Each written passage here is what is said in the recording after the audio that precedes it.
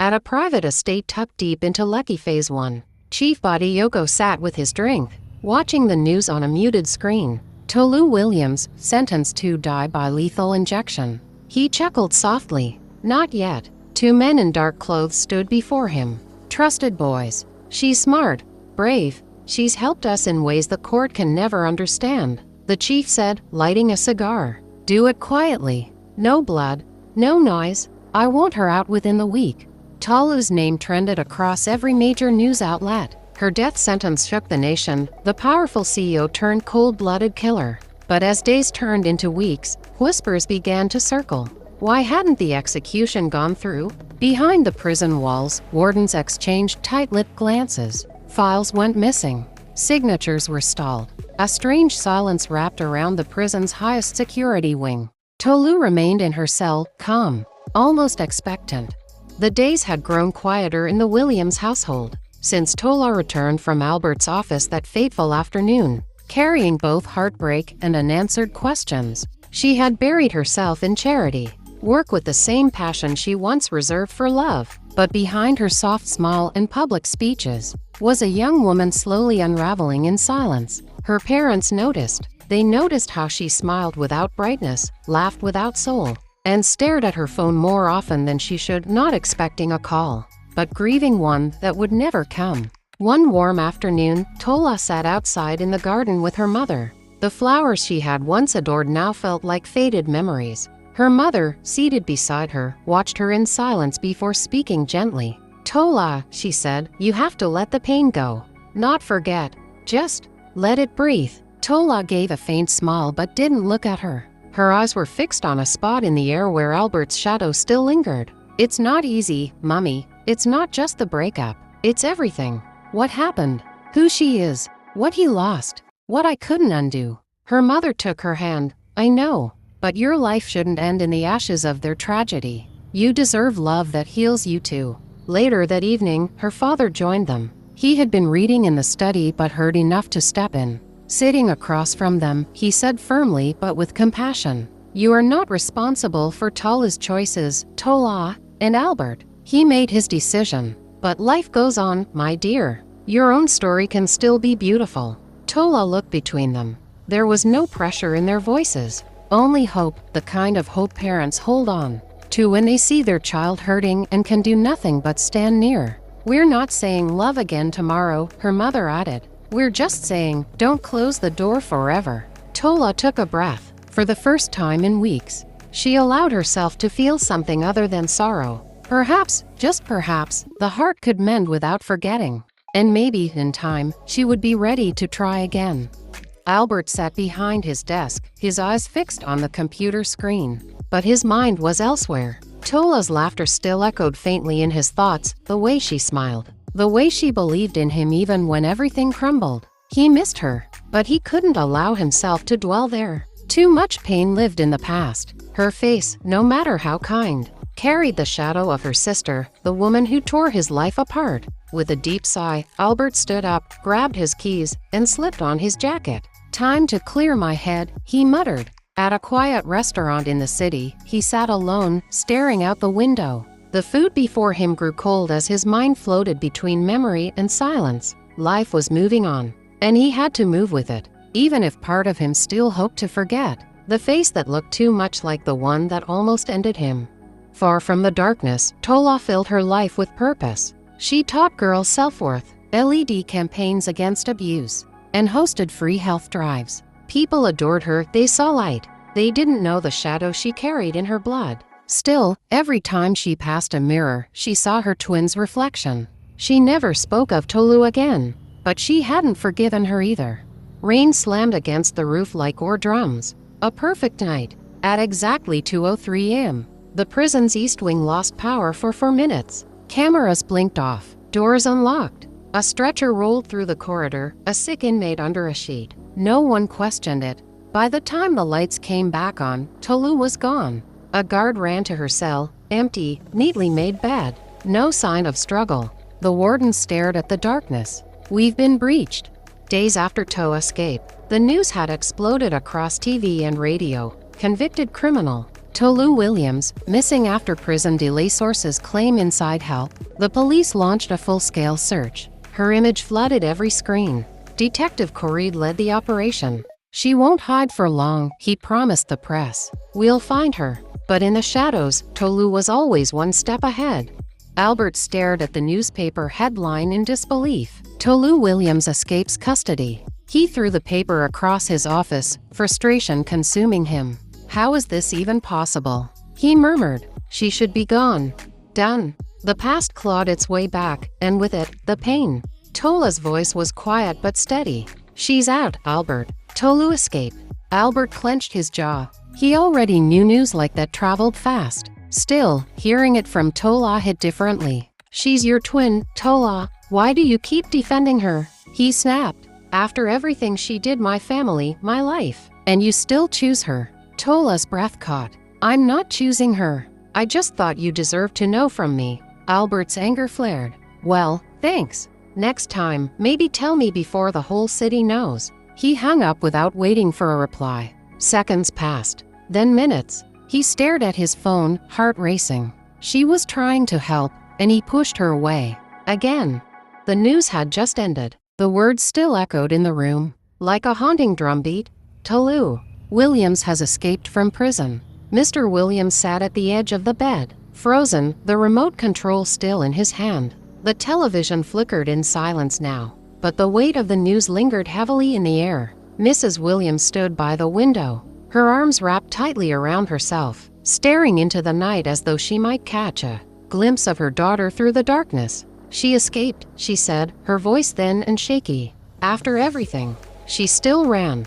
Mr. Williams didn't respond immediately. He placed the remote down gently on the bed. We don't know why yet, he said finally. Maybe she was threatened. Maybe it wasn't her choice. She made a choice, Mrs. Williams replied firmly, still staring out. She chose to disappear when she was just beginning to change. She had the chance to start again. Mr. Williams looked at her back, at the tension in her shoulders. Maybe she's afraid. Of judgment. Of us. Mrs. Williams shook her head slowly. She's not beyond saving. I know what she's done. I know the damage. But I also saw her eyes. There was light trying to return. Mr. Williams stood for a moment, then sat back down heavily. So what do we do now? Mrs. Williams's voice cracked, but she didn't turn around. We pray. We ask God to guide her. Not to punish, but to protect her from going deeper into darkness. A long silence followed. Only the wind stirred the curtains now. She's still our child, she added softly. I want her to come home. Not with chains, but with a changed heart. She finally turned toward her husband, tears shining in her eyes. Tolu, she whispered, wherever you are, come back to us. Tolu returned to Chief Badiyoko's mansion under cover of night. The same iron gate, the same tiled floors that echoed her teenage footsteps. Everything felt both familiar and foreign. Chief Badiyoko was sitting in his study, sipping brandy when she walked in. He looked up and smiled. Well, he said, rising. The lioness returns. Tolu stood tall, her expression unreadable. I heard there's still a mission pending. His eyes lit up. There is. And you're the only one I trust to handle it. Tolu nodded without hesitation. I'll do it. All of it. For a moment, Chief Badiyoko watched her closely, as if searching for cracks. But she was calm, strong, exactly the weapon he once shaped. He opened the door to a private quarter, her old room. You'll stay here for now. Rest. You'll get details in the morning. Tolu entered, closed the door behind her, and exhaled. This time, she was back with fierce.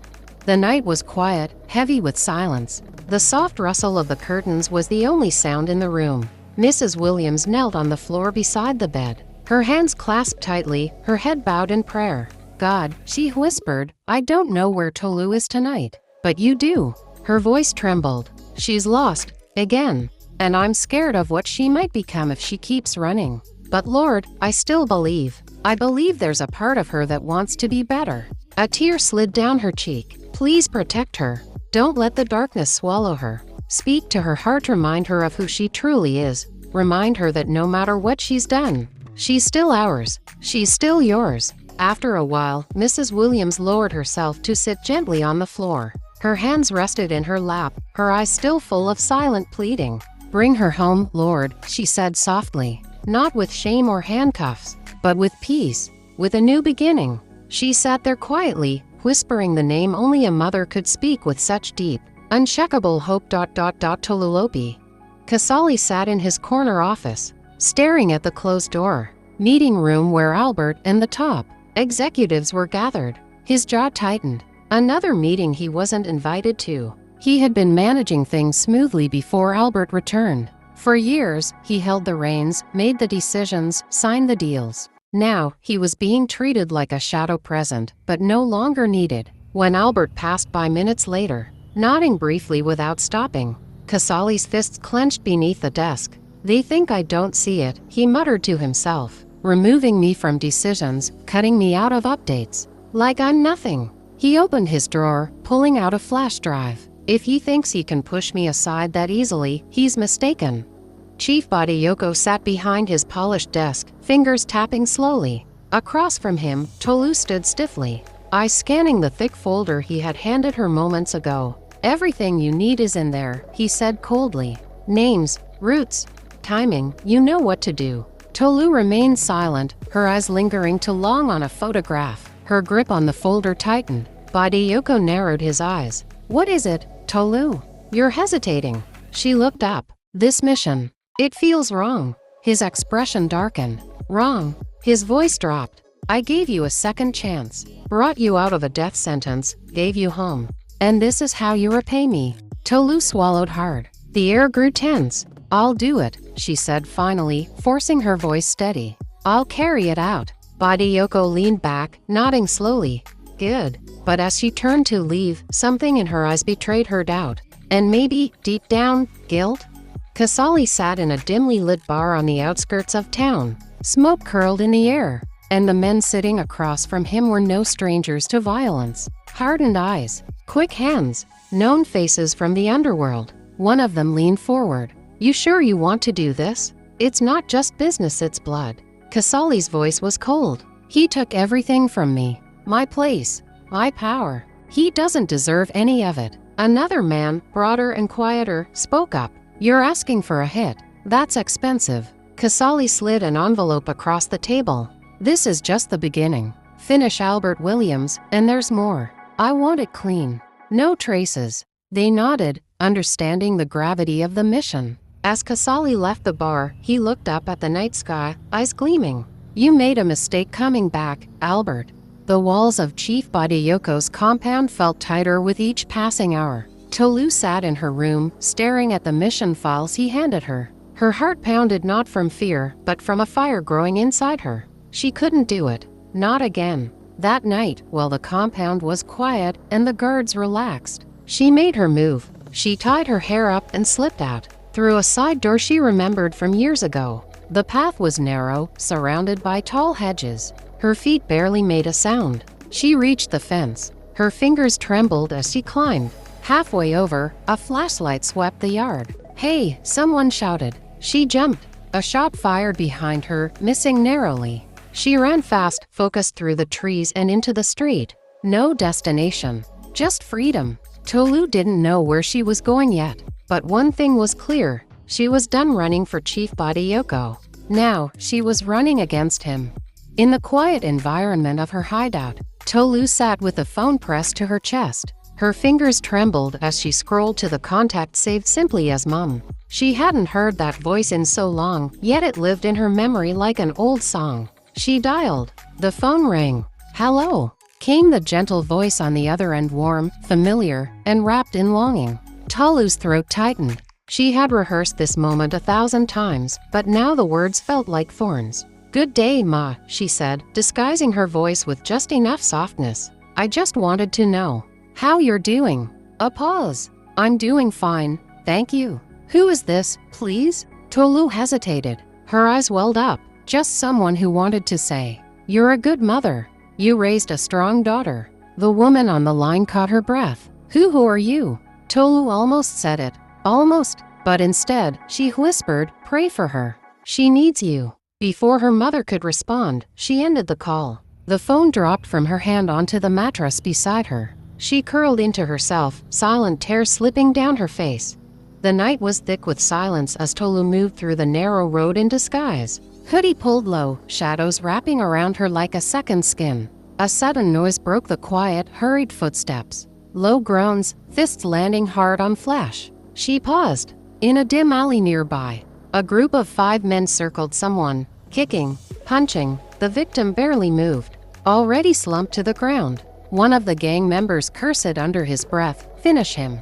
Tolu didn't hesitate. Like a knife through paper, she slipped into the fight. One man charged, she spun and slammed him into the wall. Another lunged, she swept his legs, elbowed his chest, and he crumpled. The rest tried to fight, but Tolu was faster, meaner, trained. Bones cracked. Teeth hit concrete. In minutes, it was over. The gang was scattered in pain, groaning and crawling away into the dark. Tolu turned to the one they'd attacked, unconscious, lying on his side, blood at the corner of his mouth. She stepped closer, cautious, expecting to see some unfortunate stranger. But then the streetlight flickered just enough. Her heart dropped. Albert. His face was swollen, his shirt torn, but it was him.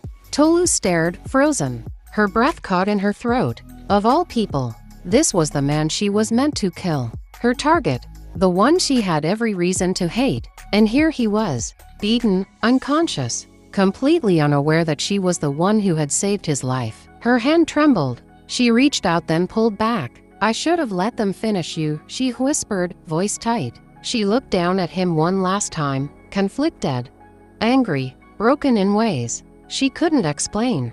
Then she turned, melted into the darkness, and left before he ever opened his eyes. Tolu reached the nearest hospital outside the city. She avoided the cameras, signing Albert in under a fake name. He was attacked, she told the nurse coldly. "Do your job." As the doctors rushed him into emergency care, she waited outside, hood over her head, fists clenched. "I saved him," she muttered, pacing. "I saved the man I once planned to kill." Her reflection stared back at her from a glass panel, tired, torn, and different. Tolu stood in a small, plank house in the outskirt of the city. Her disguise was gone. Her gun lay on the table beside a cracked phone. She watched the night sky through the open window, silent. Albert was recovering in the hospital. He didn't know she saved him. But why did she? He was supposed to be her enemy. Her mission. The final piece of her revenge. So why did she fight for him tonight? Her chest tightened. A storm swirled inside her. She hated him, didn't she? Tolu buried her face in her hands. She didn't know anymore. Chief Badayoko paced back and forth in his dimly lit study, his jaw tight with fury. The heavy scent of tobacco hung in the air. A cigarette burned between his fingers, untouched. "She ran," he muttered, almost to himself. "After everything I've done for that girl." His eyes burned with betrayal. 2 of his most trusted men stood silently by the door, tense and waiting. He turned to them sharply. "Find her," he said coldly. "I don't care where she is, Lagos, Kaduna, hell itself. I want her back." One of the men dared to speak. "Should we bring her alive, sir?" Chief Badayoko's voice cut like steel. "Alive, but broken if necessary." He dropped his cigarette into a glass of whiskey, watching it hiss and drown. "She knows too much, and no one escapes me." The room was quiet for a moment. Then the men nodded and left swiftly, knowing failure wasn't an option. Outside, the city buzzed, unaware that a dangerous hunt had just begun. The hospital room was quiet, broken only by the soft beeping of machines. Albert lay on the bed, bandaged and still, his eyes lost in the dull white ceiling. Pain radiated through his side, but confusion weighed heavier than his injuries. A knock came. The door opened and a detective stepped in, phone in hand and a look of disbelief on his face. "We found this on the nearby CCTV, the detective said, walking closer. "Figured you'd want to see it." He tapped the screen and handed Albert the phone. Albert watched the video. The ambush. The 4 men. The brutal attack. Then she appeared, quick, deadly, silent. "Tolu." Albert's heart stopped for a second. She moved like a shadow, fighting them off, dragging him out. He looked up, stunned. "That's Tolu." The detective nodded slowly, still processing it himself. "She's a fugitive, Albert. We know she tried to kill you before."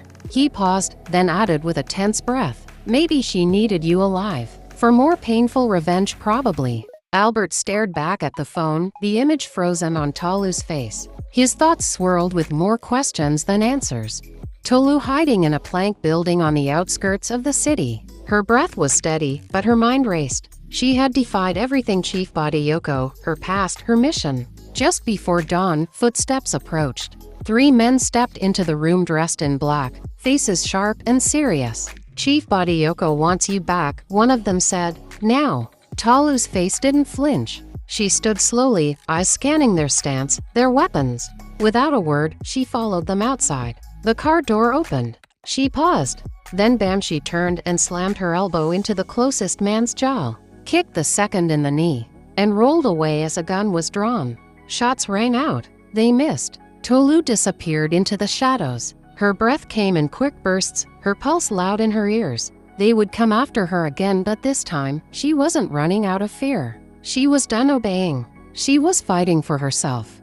Tola visited Albert's office that morning, her heart quietly hopeful. She had spent the night worrying, unable to shake the thought of his silence. Maybe he was buried in work. Maybe he just needed time. Either way, she needed to see him. She missed him. The secretary, a young woman with polite eyes and a well-pressed blouse, looked up as Tola approached the desk. Good morning, Tola said softly. I'm here to see Mr. Albert Adesanya. The secretary hesitated, offering a gentle smile. I'm sorry, Ma. Mr. Albert hasn't been in for days. We were told he's on leave. Tola's expression dimmed, her hands folding tightly in front of her. Oh, okay. She managed a polite nod and turned away, disappointment settling deep in her chest. She had no idea he was in the hospital. As she stepped out of the building into the warm, busy street, the noise around her felt oddly distant. She thought she'd feel better after seeing him. Now, she only felt more alone. Tolu was in disguise, blending into the rhythm of a busy local market, scarf over her head, dark glasses, head low. But when their eyes met across the crowd, time seemed to pause. Tolu froze, then turned, and ran. Albert pushed through the crowd, chasing her into a narrow alley. She stopped near a stack of crates, breathing hard. He caught up, but didn't touch her. Why? He demanded, his voice sharp with confusion and betrayal. Tolu turned to face him, the mask gone from her eyes. I wanted to kill you, she said. When I found out you were the one attacked by those gangs. You were my target for a long time. Albert's jaw clenched. But then I saw you, she continued, softer now. Alive, breathing, and I couldn't do it. I don't know why, but I just couldn't, and now. I'm glad you're okay.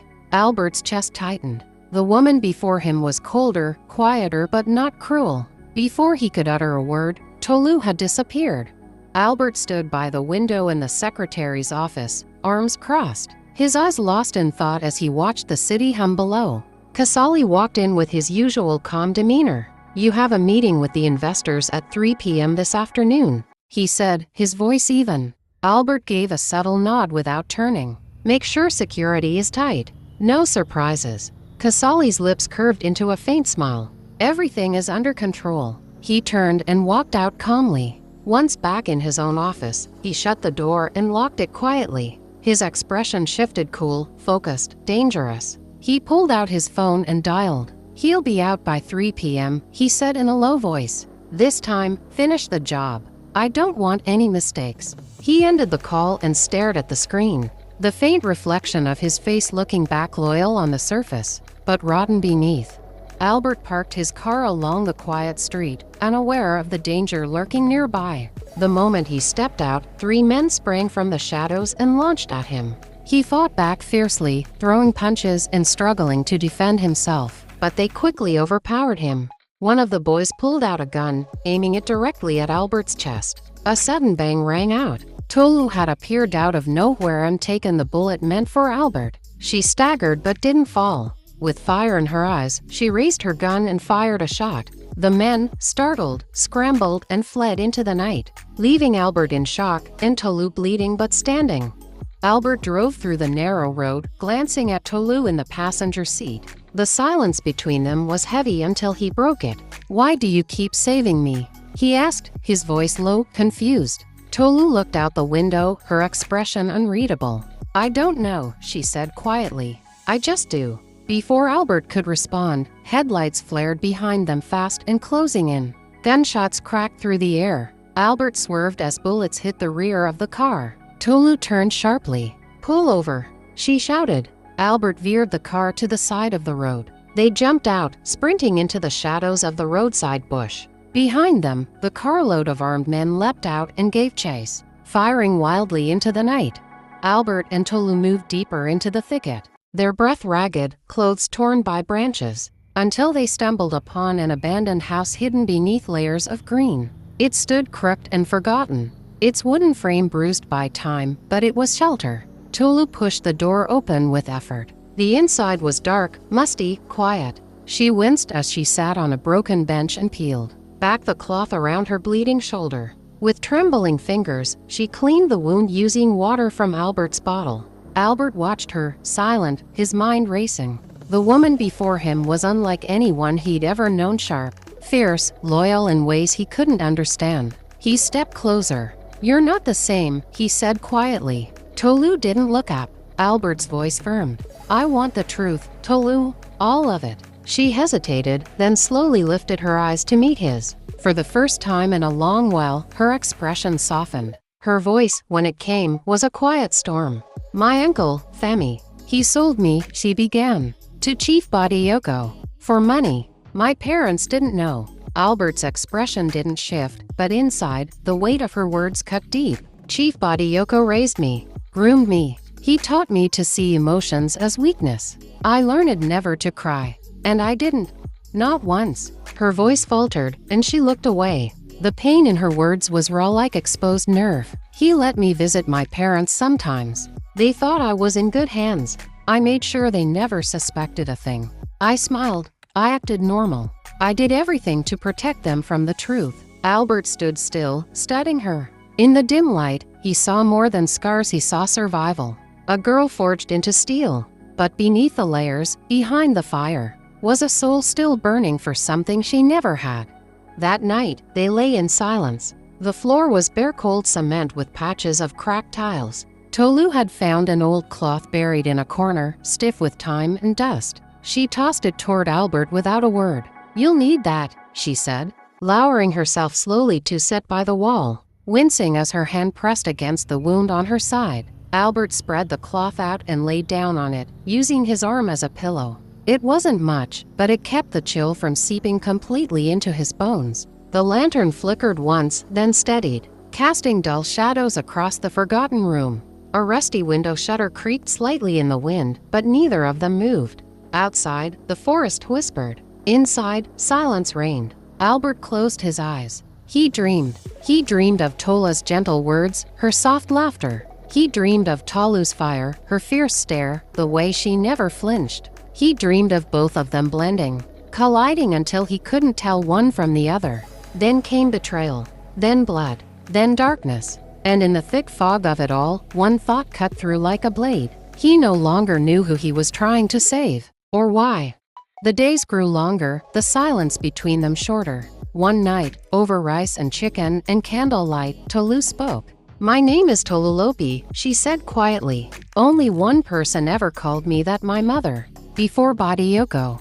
Albert said nothing, letting her voice carry. "I wanted to be a teacher," she continued. "I used to line up dolls and teach them alphabets. But I was taught to erase softness, to kill it." She paused. "I still dream of them, you know. The people I've hurt, some cry, some just stare at me." Albert, moved by her honesty, shared his own shadows. He told her about Tola, how kind she was, how fiercely she loved. "And I destroyed that. I let her down. I let myself down. To broken people. One quiet room. And for the first time, no one ran."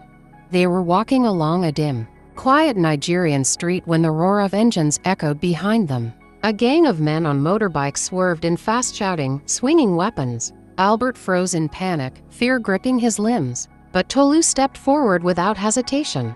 With quick, powerful moves, she fought. Her fists connected with brutal precision, each blow knocking a man to the ground. One swung a plank at her, she ducked and countered with a hard kick to his chest. Another tried to grab her from behind, but she spun free, delivering a sharp elbow to his jaw. One by one, they dropped, moaning, groaning, unconscious. Albert could hardly breathe. He'd never seen anyone fight like that. Tolu grabbed his wrist. "Let's go," she snapped. They ran together, darting into the side of a building, hidden in its shadow. The street behind them quieted. Still catching his breath, Albert turned to her. "You, Tolu, you just." And before he could stop himself, he leaned forward and kissed her. It was fast, almost clumsy, an overflow of fear, awe, and gratitude. Tolu pulled away sharply, stunned. "What was that?" Albert blinked, unable to answer. Tolu stood still for a beat, then looked around sharply. "You're not safe here." Her voice was flat, controlled. "We need to leave. Now." She stepped out of the shadow and kept walking, scanning the street. Albert followed closely behind, both of them tense, silent, alert to every noise. Rain pattered softly on the roof of the Williams home.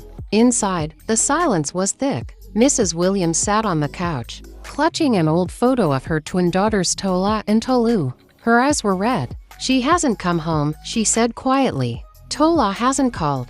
And now they say Tolu escaped from prison." Mr. Williams stood near the window, arms folded. "We don't know if that's true," he said gently. "But what if it is?" She whispered. "What if she's in danger or dangerous? What if we've truly lost both of them?" He sat beside her, taking her hand. "We haven't. Not yet. They're still our daughters." Mrs. Williams nodded slowly, tears slipping down her cheeks. "I just want them home again." Outside, the thunder rolled faintly, echoing the heaviness in their hearts. The cottage was quiet, lit only by the soft daylight streaming through the small window. With no distractions, the silence was total except for the light taps of Tolu's fingers on her laptop. She sat behind a sturdy wooden study table, her eyes fixed on the screen. Lines of information filled the display: names, dates, transaction logs, encrypted messages. Her focus was sharp, her expression unreadable. Then she paused. Something in the data clicked into place. A connection she hadn't seen before. Her eyes narrowed slightly as realization settled in. The person behind the attempt on Albert's life wasn't a stranger. It was someone she had worked with, trusted, done business with. Someone who knew how to move without drawing suspicion. Tolu stood, picked up her phone and dialed a number. The light wind tugged gently at the hem of her blouse as she made the call. When the person answered, she didn't waste time. "You should have told me," she said, her voice low and calm. "You tried to kill Albert." A pause. "I wanted him dead too."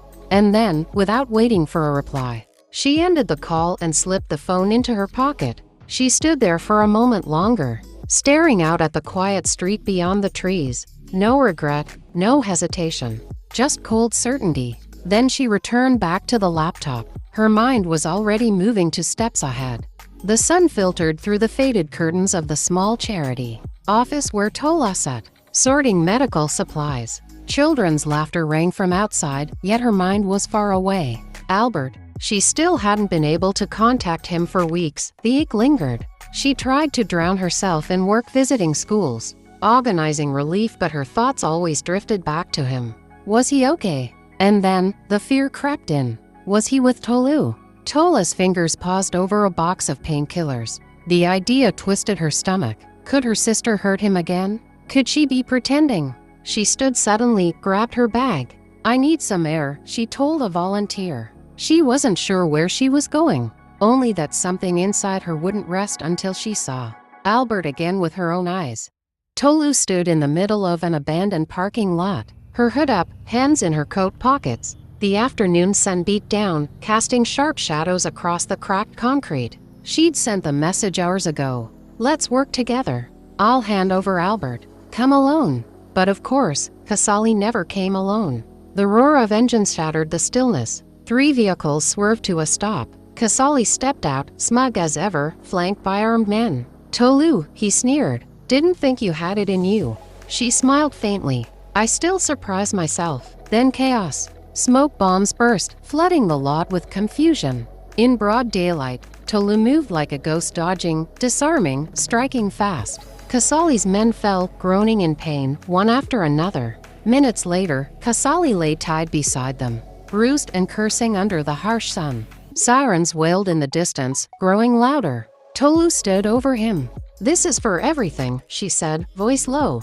And before the police could arrive, she was gone, disappearing into the maze of daylight and dust.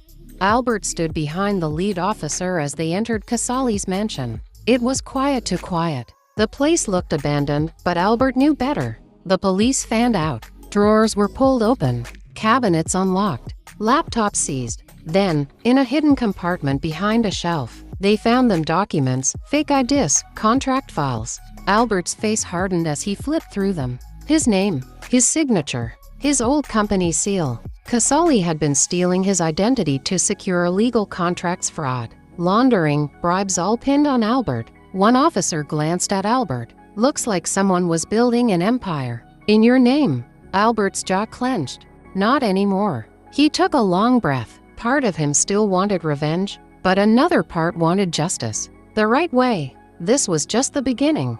Albert invited Tolu to his home one quiet evening. She arrived in a simple outfit, no heels, no jewelry, no power. Just quiet. The house reminded her of her old mansion once filled with staff, security, and control. But those days were gone. Her mansion now stood cold and empty. So did she. Inside, Albert led her to the living room. The air was still, heavy with unfinished conversations. I wanted to see you, he began, standing by the window. To say something I've carried for too long. Tolu stood in the middle of the room, watching him. I forgive you, he said, for what you did to my family, for what you did to me. It wasn't easy, but I had to let it go. Tolu's eyes flickered with something pain. Maybe regret, but her voice came low. Thank you. I don't deserve it, but I needed to hear that. She took a breath, steadying herself. And I'm sorry, Albert, truly. I can't undo the past, but I live with it every single day. Albert gave a slight nod, his expression softening. Silence followed, filled with the weight of all they'd lost. Then, as she turned slightly to leave, Albert stepped closer, unsure, yet pulled by something he couldn't name. Tolu, he said, that kiss. Tolu shook her head lightly. Don't, she said. Forget about it. It meant nothing. Albert felt relieved. We were in danger. I'd just taken a bullet for you. It was a moment, Albert. Nothing more. Take care of yourself, she added, then turned and walked out into the evening, leaving him alone in the quiet. Tolu and Albert stood quietly in the middle of his compound, the last rays of evening sun casting long shadows across the ground. The air between them was heavy, not with hostility, but with years of unspoken truths. Albert looked directly at her, his voice calm but firm. Tolu, I want to see you as a clean person, not as a fugitive, not as the woman hunted by her own past. I want this storm to be over. Tolu's eyes narrowed slightly as she processed his words. She looked away, exhaling slowly. You really think it can be? She asked. After everything I've done? After everything that's happened? Albert didn't flinch. I believe one day, it can be. I want to believe that. She was quiet for a moment, then gave a faint nod. Maybe one day, everything will be over for good. Albert took a hesitant step forward. Can I hug you? Tolu looked at him, eyes guarded, then gave a small, tired nod. They embraced gently, but fully. For a moment, it felt like peace had crept in between the chaos. Then, Tolu! They turned sharply. Tola stood a few feet away, her eyes wide with disbelief and fury. You're hugging her? The woman who killed your family, who tried to kill you multiple times. Tola, wait, Albert began. But Tola stepped forward, her voice rising with each word. Is this what it's been about all along? Is she the reason you left me? After everything? Tolu stepped back, visibly bristling. Tola, you don't know what you're talking about. Don't speak to me. Tola snapped. You should be in prison, not standing here pretending to have a heart. Tolu's eyes flashed. She stepped forward, hand rising impulsively, but Albert quickly grabbed her wrist, stopping her. Tolu, don't. Tolu's arm dropped. Her face twisted in frustration. This is why I should have stayed away. She turned and stormed out of the compound. Tola, still seething, turned without another word and walked off in the opposite direction. Albert stood frozen, arms limp at his sides, watching both women disappear to storms, to hearts, and one man caught in the wreckage between them. Tola sat in her car, her hands shaking on the steering wheel. Her eyes were still wet from the confrontation, her chest burning with betrayal. She couldn't understand it. Albert had chosen Tolu, the woman who had once pointed a gun at him, the one responsible for his family's death. And now, they were hugging like none of it mattered. Anger boiled inside her. Not just at Albert, but at Tolu. For stealing the man she loved. For always finding a way back, no matter the damage she caused. With trembling fingers, Tola picked up her phone and dialed. "Hello, this is Inspector F." Tola hesitated for only a second. Then her voice came, cold and deliberate. "I know where Tolu Williams is. The fugitive you've been looking for." The line went still. "Where is she?" the inspector asked sharply. "She was just at Albert Adesanya's residence. If you hurry, you might still catch her." Tola ended the call. Her hands fell to her lap. She stared ahead, lips pressed into a tight line. She didn't know if she wanted justice or revenge, but the call was already made. Albert paced restlessly around his living room, phone pressed tightly to his ear. He had dialed Tolu's number twice, no answer. The calls wouldn't even go through. His worrying deepened with each passing second. "Where are you, Tolu?" he muttered, eyes locked on the screen. After everything that had happened, her silence, her sudden disappearance, he couldn't shake the feeling that something was wrong. The tension from their last encounter still lingered, and now she was unreachable. With a frustrated sigh, Albert scrolled to another contact. "Tola." She answered almost immediately, but her voice was cold. "Don't call me again, Albert." "Tola, please just hear me out." "Hear you out?" she snapped. "You stood there with her, my sister. After everything she did, you still let her close. You chose her. The same woman who tried to kill you." Albert clenched his jaw. "That's not true. I didn't choose her." "You didn't stop her either," Tola fired back. "You let her get to you." He took a breath, his voice steady but emotional. "Tola, I didn't handle things perfectly, I know. But it's you I care about. I love you. I always have." There was a long pause on the line. Then Tola's voice dropped, surprised and unsure. "You love me?" "I do," Albert said simply. No lies. No confusion. "Come over. Let's talk face to face. Let's clear this once and for all." After a moment of silence, she replied quietly, "Okay. I'm on my way." Later that evening, Tolu moved quickly down the quiet street, still dressed in that simple top and trousers she wore to Albert's place. Her steps were steady, but her mind raced. The confrontation with Tola minutes before still echoed in her head, sharp and unforgiving. She didn't expect any trouble tonight, but trouble came anyway. A police van turned into the street and halted in front of her, its tires screeching. Doors flung open. "Tolu aivideo," a voice barked. "Hands where we can see them." Tolu froze for a second, just a second. Then she turned and ran. Her flat shoes hit the ground fast as she darted down a narrow side path. The officers pursued, shouting commands behind her. She cut across a short fence, slid behind a shed, and disappeared into the nearby alley. The police reached the spot moments later, but she was gone. They scanned the area with flashlights, angry and out of breath. Tolu stood quietly inside Chief Badayoko's study, her hands clasped behind her back. The air in the room was tense, thick with unspoken accusations. Books lined the walls, the heavy scent of old paper mixing with the sharp bitterness in Badayoko's voice. He rose slowly from his chair, eyes fixed on her. "You left your mission," he said, his tone low but cutting. "You walked away from everything for what? To protect a man who turned you into a fugitive, a man who exposed you to the world. Or you think I wouldn't know?" Tolu didn't flinch. Her voice was steady. "I'm sorry, President." Badayoko's brow twitched at her words. "Sorry." He paced a few steps away, then turned back to her. "You betrayed me, Tolu.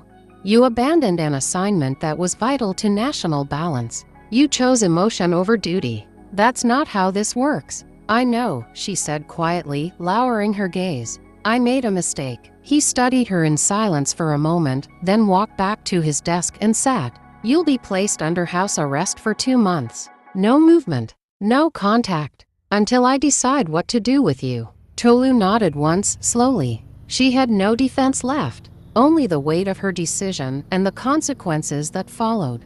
The room was dimly lit, the curtains half drawn. Tolu sat on the edge of her bed, dressed simply, her hair pulled back, eyes distant. The past 2 months and 3 weeks had felt like a cage. Even though she was under house arrest in a mansion, it was still a prison. The door creaked open. Chief Badayoko stepped in without knocking, his presence as commanding as ever. He didn't smile. He never did when it came to business. You've had enough time to reflect, he said, his tone flat but heavy. I've decided to pardon you. Tolu looked up slowly. But I didn't come here to chat, he continued, stepping further into the room.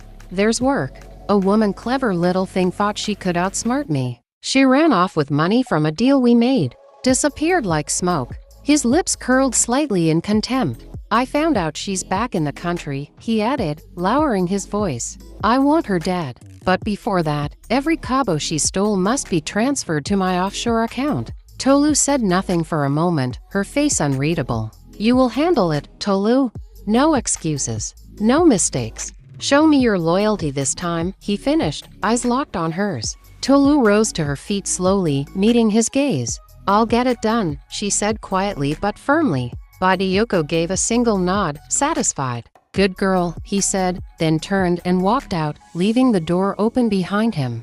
Tolu walked into the police station, carrying a briefcase tightly in her grip. Her face was calm, but her heart raced beneath the surface. She asked to see the officer in charge, and moments later, she was led into a small, quiet room. She placed the briefcase on the table, unlocked it, and opened it wide. Inside were files, flash drives, photographs, solid evidence. It was everything the police needed to bring down Badayoko: financial records, communication logs, hidden accounts, and witness statements. The officers examined the contents in silence. One of them looked at her. You know this puts you in the middle of it all. I already am, Tolu replied. But I want to do the right thing. They collected the evidence, but they didn't let her walk out. She was still a suspect in other cases. She didn't resist when they led her to the cell and locked the gate. Tolu sat quietly inside. Her eyes held a weight, but also a strange calmness. The silence didn't scare her anymore. Later that day, the guards returned and this time, her parents walked in. Her mother stepped closer first, her lips trembling. We lost you, she whispered, tears streaming. But now we see you again. Tolu couldn't meet her eyes at first. She blinked and looked away, the tightness in her chest growing. Her father moved closer and reached for her hand through the bars. We're not proud of what you did, he said gently, but we're proud of who you're becoming. Tolu swallowed hard and nodded, eyes moist. In that quiet moment, surrounded by cold walls and heavy truths, she felt something she hadn't felt in a long time: accepted, like their daughter again. The courtroom was packed, tense with silence. Tolu stood in the dock, wearing a plain shirt and handcuffs, her face steady but pale. Her lawyer stepped forward and pleaded for leniency, presenting her confession, her cooperation, and the critical evidence she gave against Chief Badayoko. After a long pause, the judge spoke. You are guilty, but you chose redemption. You chose truth. That matters. He sentenced her to 7 years in prison. Her parents held each other. Albert closed his eyes, breathing deeply. As officers approached, Tolu turned to her parents. Please, she whispered, find Tola. Tell her I'm sorry. Beg her for me. Then she was led away, the door shutting softly behind her. Tolu stepped out of the gates, dressed in a simple top and trousers, her steps unsure on free ground. The air felt different, lighter, but unfamiliar. She had served her time, released early on probation for good behavior. The world outside felt colder, quieter. No news cameras, no attention, just another ex-con trying to start again. But someone had waited. Tola stood by the roadside, arms folded gently, her eyes soft as they met Tolu's. She didn't move at first. They locked eyes. For a moment, neither of them spoke. The silence held every wound, every unspoken word, every memory, both good and terrible. Then Tolu took a step forward and asked, voice barely above a whisper, how's Mom and Dad? They're fine, Tola said with a small smile. I told them I wanted to pick you up myself. Tolu looked down for a second, guilt flickering across her face. Tola, I'm sorry. For everything. For hurting you. For almost. Tola stepped forward quickly and stopped her with a hand on her arm. No, I'm sorry too. For accusing you. For reporting you. I should have tried harder to understand. There was a pause. And then, a quiet embrace died, long, real. When they pulled apart, Tola held her hands. Start over, Tolu. You can still be more than what they turned you into. Tolu gave a faint smile. What about Albert? He's traveled, Tola replied. Business trip. Tolu nodded slowly. accepting the simplicity of the answer. "Come on," Tola said, wrapping an arm around her sister's shoulder. "Let's go. Mom and Dad are waiting." Together, they walked toward the car. Two sisters, two halves of a broken past, choosing a new beginning.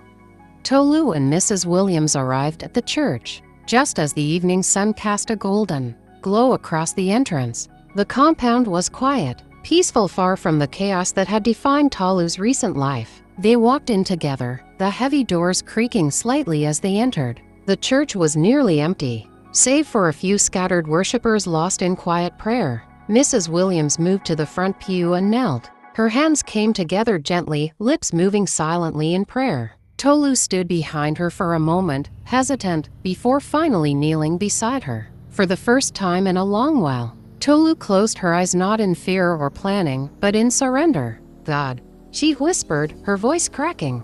"I don't even know where to start. But I'm tired. Tired of fighting. Tired of running. I want to start over. Please help me." Her words were simple, raw. "I'm sorry for the people I hurt. I'm sorry for who I let myself become. If there's still space for someone like me, I want to change." Beside her, Mrs. Williams said nothing, but her hand reached over and gently rested on Tolu's back, a silent assurance that grace was still possible. And in that quiet sanctuary, with no grand altar call or dramatic music, Tolu found what she had long pushed away, a moment of peace and a fragile beginning.